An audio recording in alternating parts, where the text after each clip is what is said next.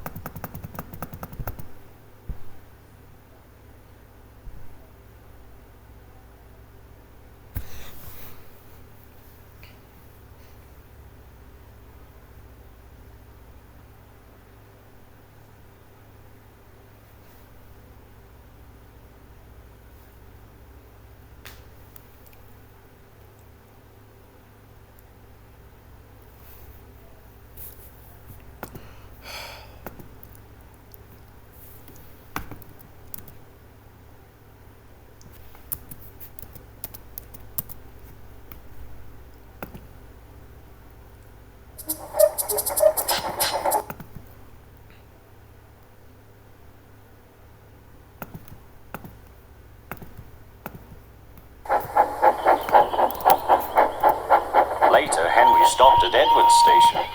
Hello, Henry, said Edward. You look splendid. I was pleased to hear your happy whistle yesterday. Thank you, Edward, smiled Henry. Shh, shh. Can you hear something? It sounds like Gordon, said Edward, and it ought to be Gordon. But Gordon never whistles like that. It was Gordon.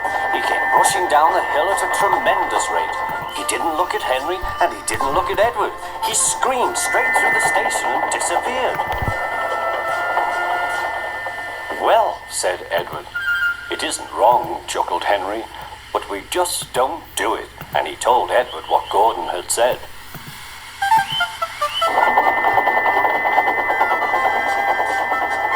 Meanwhile, Gordon screeched along the line. The noise was awful.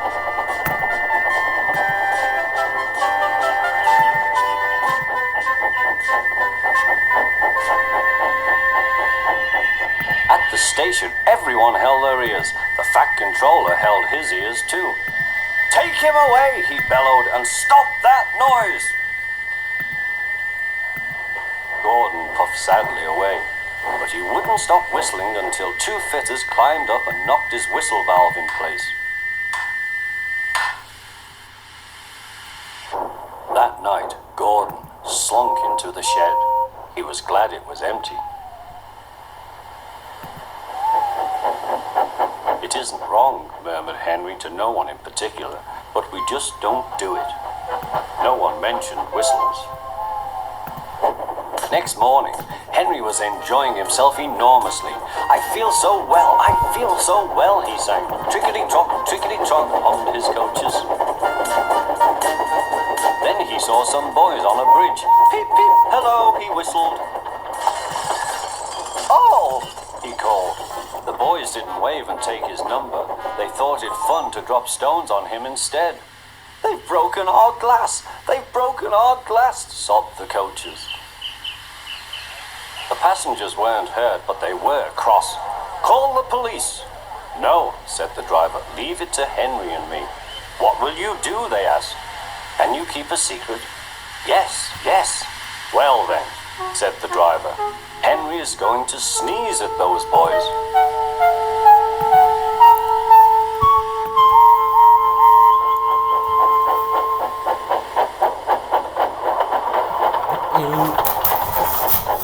Lots of people were waiting at the station just before the bridge. They wanted to see what would happen. Henry has plenty of ashes, said the driver. Please keep all windows shut till we have passed the bridge. Henry is as excited as we are, aren't you, old fellow? Henry was feeling stuffed up. Soon they could see the boys, and they all had stones. Are you ready, Henry, said his driver. Sneeze hard when I tell you. Now, he said. Achoo, shoot!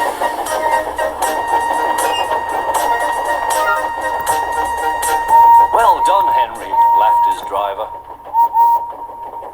Henry went home very pleased with himself.